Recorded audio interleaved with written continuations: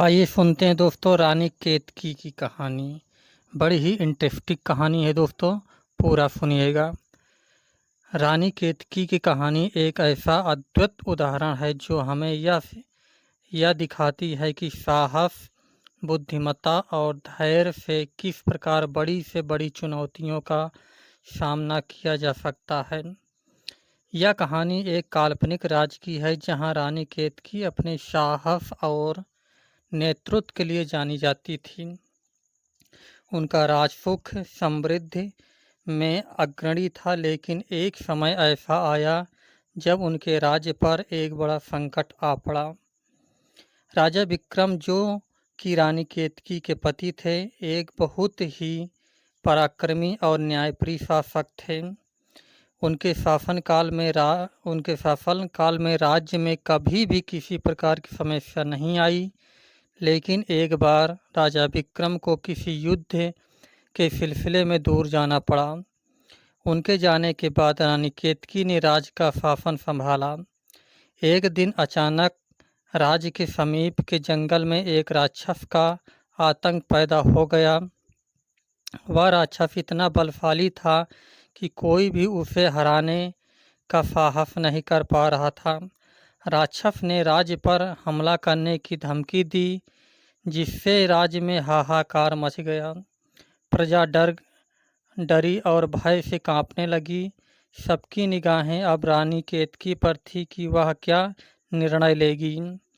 रानी केतकी ने तुरंत अपने सैनिकों को बुलाया और युद्ध की तैयारियों का आदेश दिया। उन्होंने खुद भी युद्ध के लिए अपनी तलवार उठा ली। परंतु जब राक्षस के बारे में और जानकारी मिली तो रानी ने सोचा कि केवल शक्ति से राक्षस को पराजित करना मुमकिन होगा। उन्होंने अपनी बुद्धि का सहारा लिया और एक योजना बनाई। रानी केतकी ने राक्षस के पास संदेश भेजा और कहा कि वह खुद उससे मिलने आ रही है, लेकिन एक शर्त है।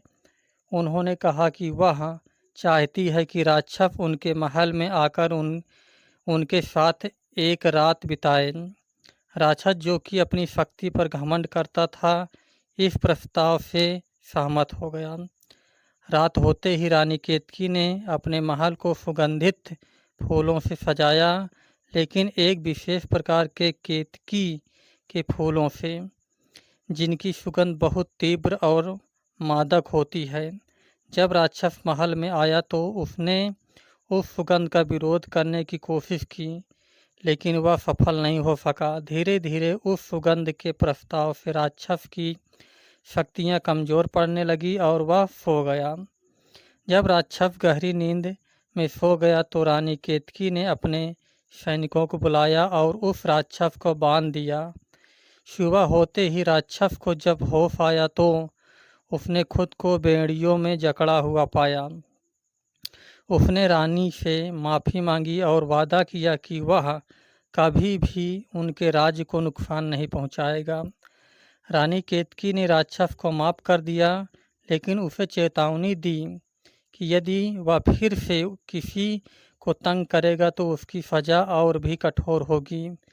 राक्षस ने रानी के आगे सिर झुका दिया और हमेशा के लिए वहां से चला गया। इस प्रकार रानी केतकी ने अपनी बुद्धि और धैर्य से न केवल अपने राज्य को संकट से बचाया, बल्कि यह भी साबित कर दिया कि एक सच्चा शासक वही होता है जो केवल बल का ही नहीं बल्कि मस्तिष्क बुद्धि का भी प्रयोग करना जानता है। उनके इस साहसिक कार्य की वजह से प्रजा के दिल में उनके प्रति आदर और भी बढ़ गया और उनका नाम इतिहास में सुनहरे अक्षरों में लिखा गया।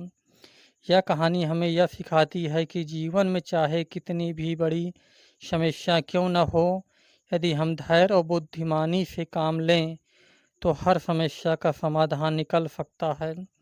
रानी केतकी की तरह हमें भी साहस और धैर्य का परिचय देना चाहिए और हर मुश्किल का सामना डट कर करना चाहिए। तो ये कहानी आपको कैसी लगी दोस्तों, कमेंट्स में बताइएगा। जय